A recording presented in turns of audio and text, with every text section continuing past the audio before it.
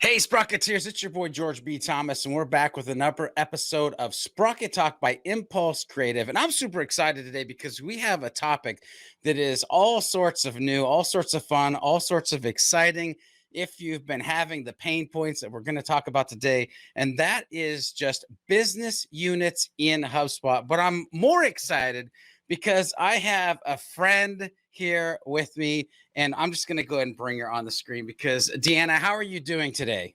Oh, doing great, George. Excited to be here and talk about some business units. It's going to be amazing. So let's start at the very beginning. Maybe let the folks know, the viewers know who you are, what you do, and of course, well, it's HubSpot, but where you do it, maybe how long your journey, stuff like that. So my name is Deanna. I'm a go-to-market manager on the product team, specifically related to Marketing Hub. So what that means is I look after everything that falls under the Marketing Hub umbrella, how we bring it to you, and making sure that we capture your feedback as the general market, as our prospects, our customers, our friends, our partners, and make sure that we bring that back to the product team to make sure that we've got a continuous feedback cycle.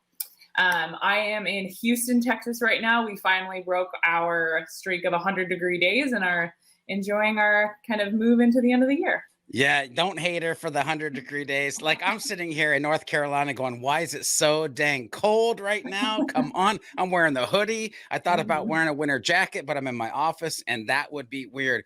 So, Deanna, let's do this. For those people who are like just starting to research business units, let's just cover the conversation of what the heck is a business unit in HubSpot specifically? Yep. So a business unit is a set of organizational tools that allows you to run more than one brand, more than one company, more than one section of the business, more than one sub-industry in one HubSpot portal. So what that means is if, for example, mythical customer The Gap in HubSpot also runs Old Navy and Athleta, and they don't want to go through the rigmarole of managing multiple portals, they can now run all of those separate brands in one HubSpot portal with distinctions between those brands that allows them to interact with each of those brands distinctly. There are some people who might be watching this, which by the way, that's mind-boggling and amazing. And the conversation that we're going to have inside of this interview about the business units is going to be amazing. So keep on watching. But there are historical HubSpot users that are probably watching this and they're like, well, okay, what's the difference between brand domains and business units? So maybe talk us through that a little bit. Sure. So very colloquially, business units is brand domains on steroids. So with the previous brand domains package, you were allowed to connect an additional root domain. So if you had www.gap.com, you could then connect www.oldnavy.com. With that, you'd also get a set of traffic analytics so you can see how visitors, prospects, customers are engaging on your website, what they're looking at, what they're clicking on, if you've got any click-through rates, good things like that. So business units has both of those features.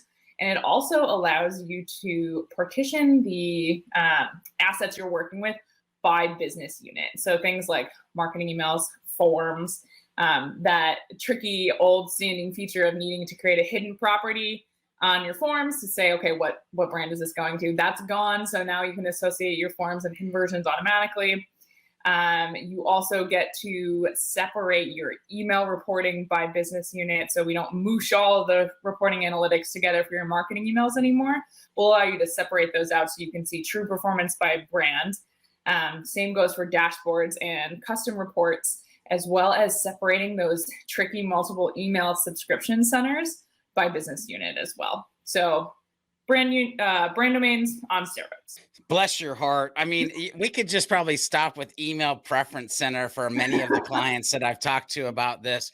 And here's the thing, Sprocketeers, are you getting excited? I know I'm getting excited as somebody who like Impulse Creative, Sprocket Talk, Hub LMS, and knowing that you could have this in one hub and do all of the things that we're talking about. But you might be wondering, like I was, and Deanna, maybe you can share with the viewers, how can they get access to business units? And with that, maybe like what does the pricing model look like for business units as they would move forward? Yep, good question. So business units currently is available to Marketing Hub enterprise customers as an add-on. It's currently $1,000 per business unit in USD, but discounts are available. And we are in the process of allowing this to be trialable because we know this is a kind of a big-ish sticker price with lots of features that kind of rely on different parts of your portal. We're in the process of making sure that you can really get in there, test the features, make sure you see the value for the dollar value, and then you can say, yes, Business Units is going to solve the problems I need.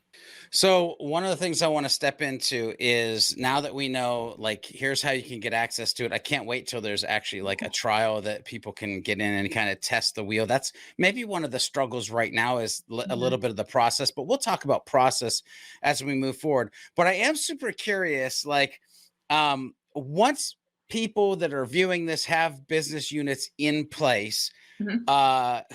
has access to it? Because I know like some people out there might be going, oh my gosh, I can only imagine what somebody would do to our portal. So A, who has access to it? And is there maybe like a little bit of a step-by-step process or mentality that the viewer should Mhm. be thinking about? Yeah. So business units can be governed using all of the team partitioning and user partitioning that you know and love in all enterprise tiers. That means you can say, I'm going to set up this administrative team to manage the business unit, and I don't want anybody else to touch it. I would recommend that for what it's worth. In terms of process, it's going to be very similar to your brand domains hookup. All you're going to have to do is pop into settings and account defaults and say, create your business unit. Then you can associate a domain or not. So that's a recent feature. If you're not ready to go through all like the DKIM setup and the DNS configuration for your domain itself, you can still set up the shell of your business unit without hooking that up. If you have that all set up, good for you. Go ahead and connect it. And from there, you'll be guided through a couple of steps to set up some brand kits. So obviously Gap and Old Navy have different branding rules. With business units, you can set up defaults from all of your business units, so you don't have to continually like choose your color clicker and all that good stuff. So it's all going to live in settings. It's going to be pretty straightforward. You'll have links out to each of those assets. And then it'll say like, set up your subscriptions here on that primary business units page in settings. So much good stuff. I mean, there's so much good stuff. Like, here's what's funny is even since our previous conversation that we just had about even doing this interview, there's a little bit of nugget in there of like, hey, if you don't have the domain name or you don't hook it. So this is beautiful. I love where this is going. So let's talk about this. We'll dive a little bit deeper in because a lot of people, they really associate, well, here's the problems that I'm having.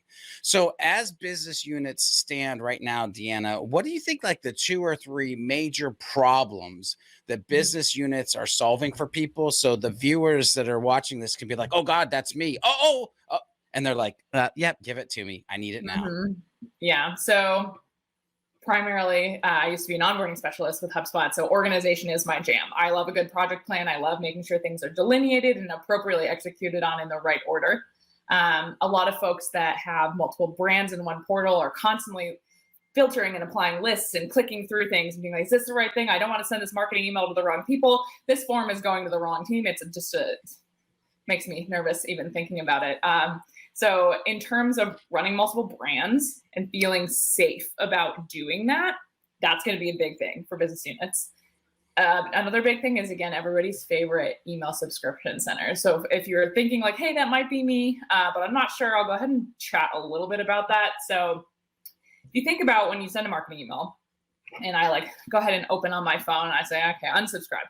What we don't want is for someone who really loves her athleisure to accidentally unsubscribe from the athleisure related brand. Instead, because I'm full-time remote in Texas and I'm hopefully never going into an office ever again, I can go ahead and unsubscribe from Gap because I don't want to see the business close anymore. But what Gap as the parent company doesn't want to have happen is have me accidentally unsubscribe from emails that are related to things that I want to continue seeing and buying and might continue to be a good customer for them. So what multiple subscription centers is going to allow you to do to business units is associate a subscription center with every business unit. So from now on, Gap has its own subscription preferences, Athleta has its own subscription preferences, and so does Old Navy. You won't have to worry about accidentally opting out, re-opting in, or all of that messy stuff for that in the future. I love that you brought up remote work and hopefully never needing to go back into an office again. Listen, I've worked remote for 8 years and I have many times said, I don't know if I could go back because I'm so used to it. Listen, viewers, Sprocketeers, in the comments below, let us know. Fully remote, love it. wish you were back in the office? We want to know. Let us know in the comments below. But back to the interview at hand. Deanna, what does the content segmentation journey look like? And I really want to hit this from two angles, meaning somebody's opening up a brand new HubSpot hub. They get brand domains in there. What do they need to think about versus you've been using one hub, two different brands, and now you've got brand units, business units. My goodness. Take years, George. It's going to take years of business units, and you have business units. Like, talk us through the content segmentation journey for both sides of that. Yeah, so I'll start from net new to HubSpot, never seen it before. It does also apply to those folks who've been in HubSpot for a really long time in just one portal. So really the big thing you're going to have to think about is, I strongly recommend, if you're net new to HubSpot, that you set up your business unit first and then go through and create your assets.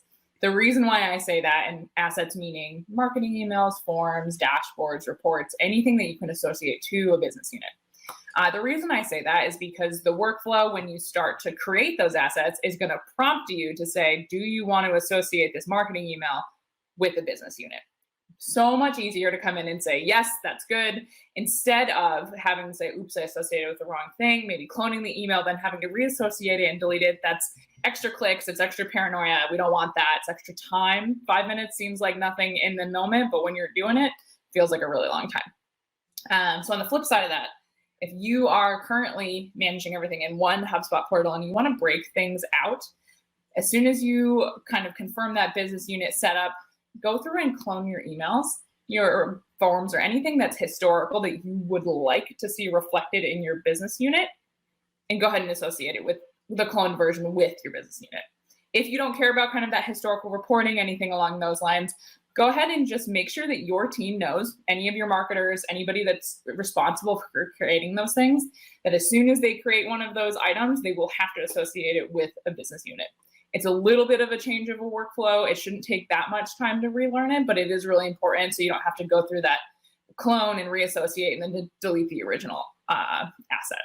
Yeah, and I think one place where my mind goes on that conversation is, and again, I know you talk about like sitting down as a team, thinking about the process.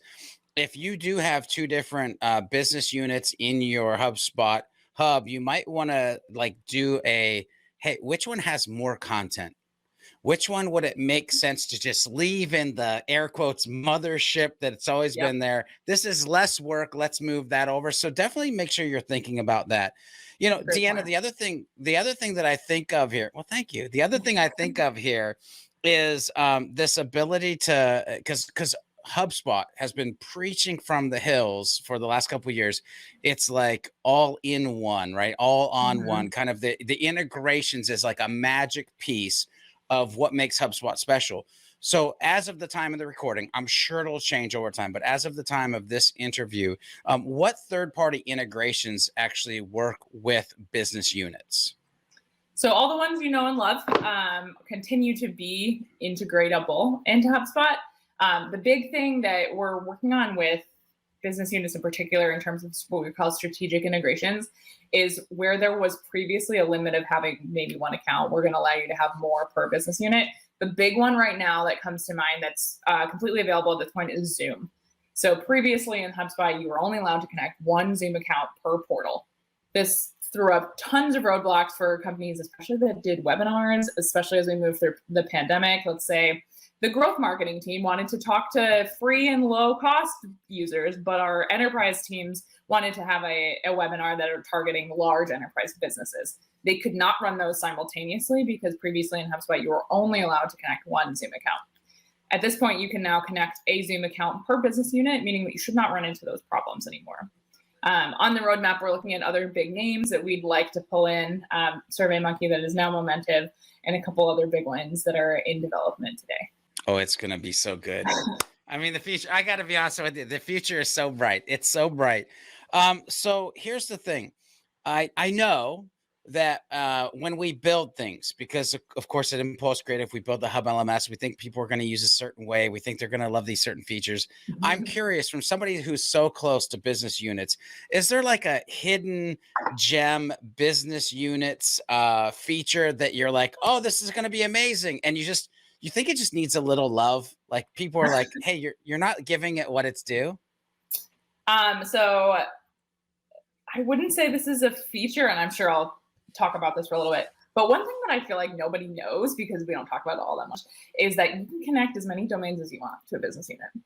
So this means potentially cost savings, but it also means that if you are running 65 brands and you market to, let's go with 60 because it's an easy round number for math. Say you market to them and deal with these brands, 30 of them exactly the same, and the other group of 30 are also, you market to them similarly. The workflow behind the scenes is roughly the same. And you only need 2 business units, because the things that matter about business units and how you're marketing to those folks is that you want to make sure that your subscription centers are separated by business unit and that your marketing emails are divided, that reporting is divided.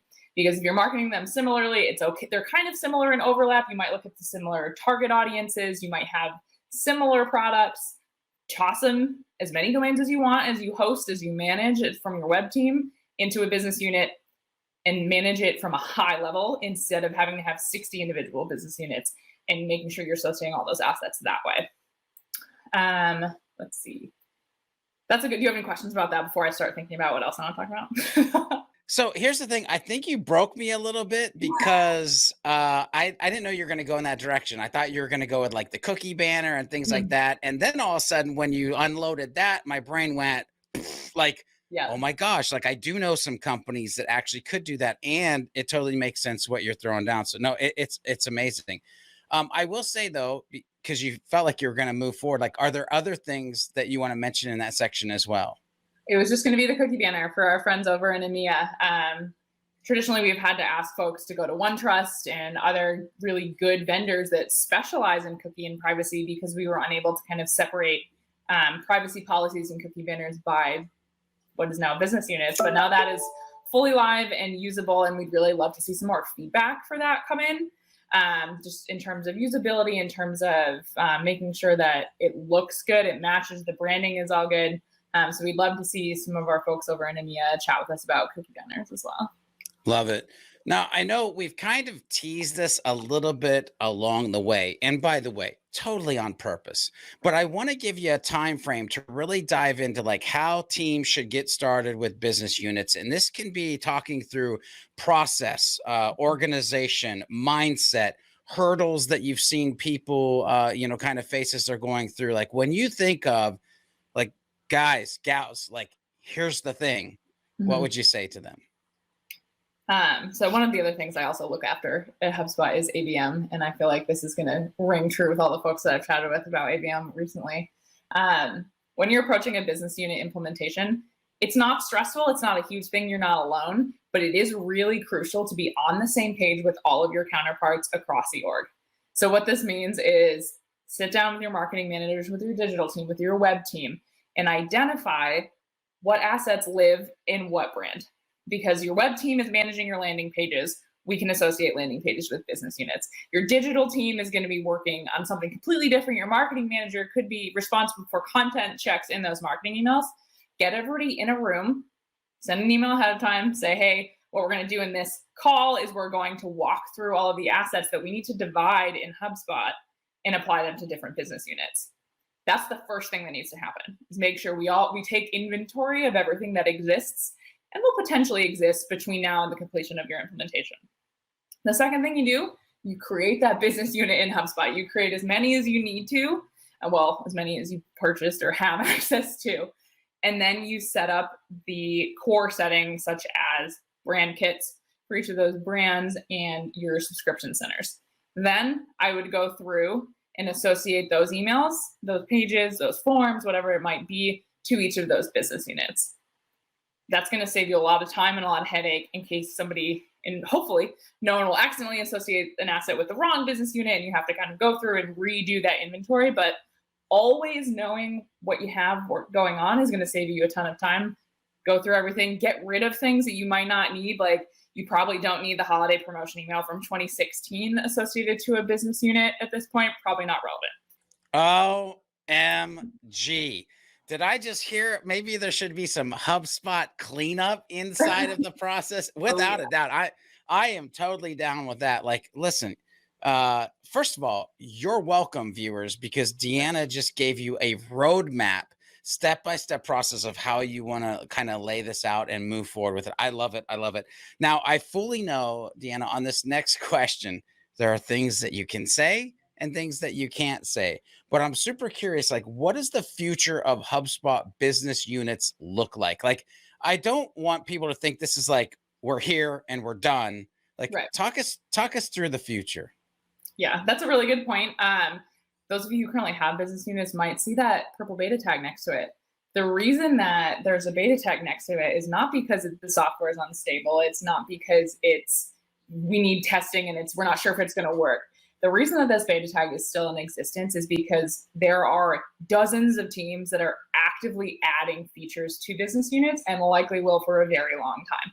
So in a perfect world where everything is sunshine and daisies, all of HubSpot is going to be partitionable by you. We're talking multiple knowledge bases. We're talking deals. We're talking tickets, quotes, anything we could, meetings, links, anything that we could possibly imagine in HubSpot is going to be business units enabled.